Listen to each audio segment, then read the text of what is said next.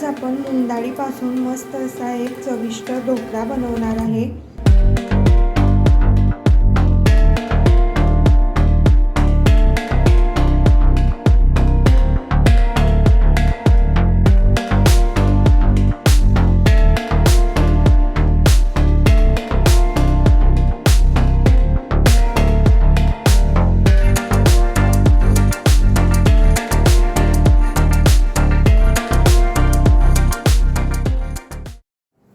नमस्कार, आज आपण मूग डाळीपासून मस्त असा एक चविष्ट ढोकळा बनवणार आहे। तर हे बघा, इथे मी 1 कप मूग डाळ 3 तास भिजवून घेतलेली आहे। बघा, आपली मूग डाळ मस्त अशी भिजली गेलेली आहे। हे बघा, इथे मी आता गाळणी घेतलेली आहे। तर आपल्याला आता हे मूग डाळीचं पाणी पूर्ण नितरवून घ्यायचं आहे।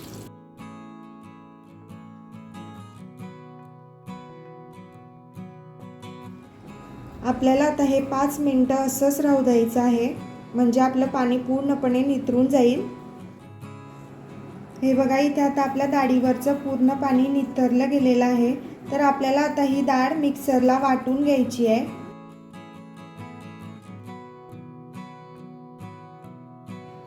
आपल्याला आता यामध्ये पाव कप पाणी टाकायचं आहे। नंतर आपल्याला झाकण लावून याची मिक्सरला बारीक पेस्ट करून घ्यायची आहे।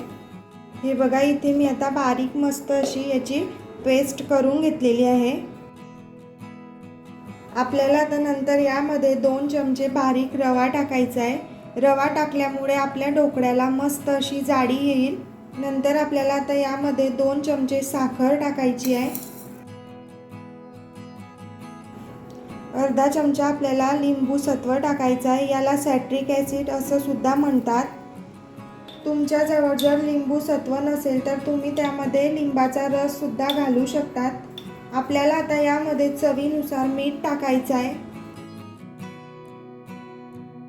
2 चिमूट आपल्याला हळद टाकायची आहे। 1 चमचा तेल टाकायचं आहे। नंतर आपल्याला आता यामध्ये 2 ते 3 चमचे पाणी टाकून हे थोडंसं आपल्याला आता मिक्सरला फिरवून घ्यायचं आहे।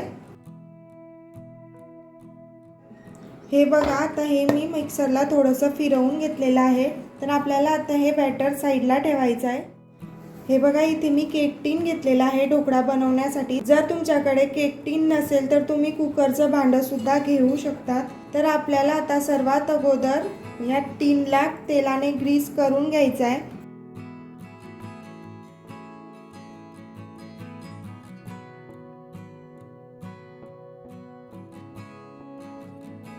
हे बघा, इथे आता आपला टीन मस्त असा तेलाने ग्रीस करून झालेला आहे। आपल्याला आता हे बॅटर एका भांड्यामध्ये टाकायचं आहे। यामध्ये आपल्याला आता 1 चमचा इनो टाकायचा आहे। नंतर आपल्याला आता इनोवरती अगदी थोडंसं पाणी टाकायचं आहे। आपल्याला आता हे एकाच दिशेने मस्त असं मिक्स करून घ्यायचं आहे। हे बघा, इथे आता मी मस्तपैकी मिक्स करून घेतलेलं आहे। तर आपल्याला आता लगेच हे बॅटर टीनमध्ये टाकायचं आहे।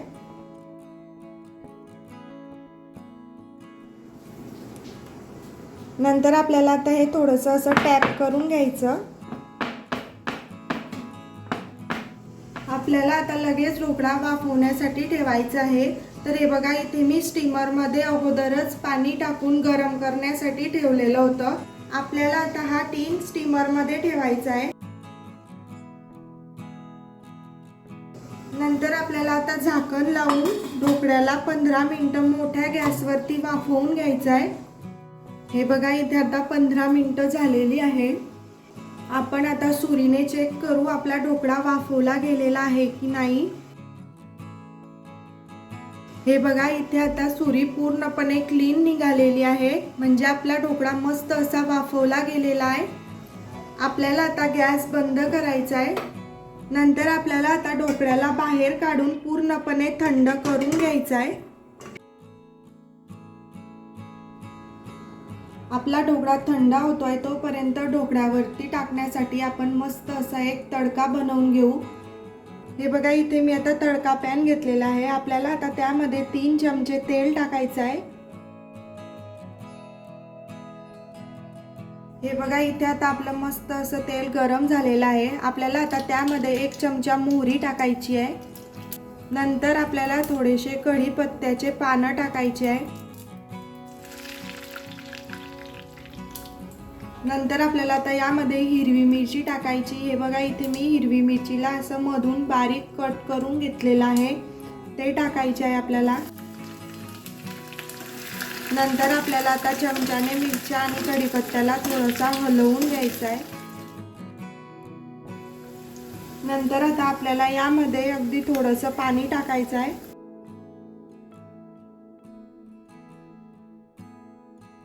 चवीनुसार आपल्याला मीठ टाकायचं आहे. नंतर आपल्याला आता हे चमच्याने हलवून घ्यायचं आहे. आपल्याला आता गॅस बंद करायचा आहे. हे बघा इथे आता आपला तडका तयार आहे. हे बघा इथे आता आपला ढोकळा सुद्धा पूर्णपणे थंड झालेला आहे. तर सर्वात अगोदर आपण आता ढोकळ्याच्या कडा सोडवून घेऊ.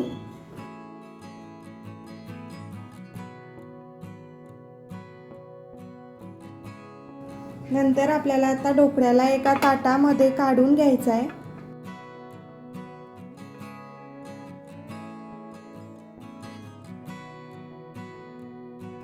हे बघा किती मस्त निघालेला आहे आपला ढोकळा आणि जाडी सुद्धा मस्त आलेली आहे आपल्या ढोकळ्यावरती. आपल्याला आता ढोकळ्याला कट करून घ्यायचा आहे. तर हे बघा इथे मी सुरीला तेल लावून घेतलेलं आहे.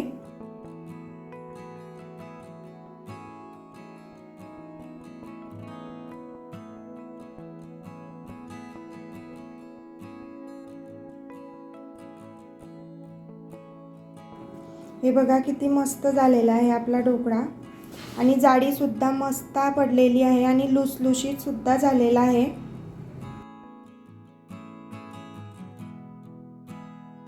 आपल्याला आता ढोकळ्यावरती तडका टाकून घ्यायचा आहे.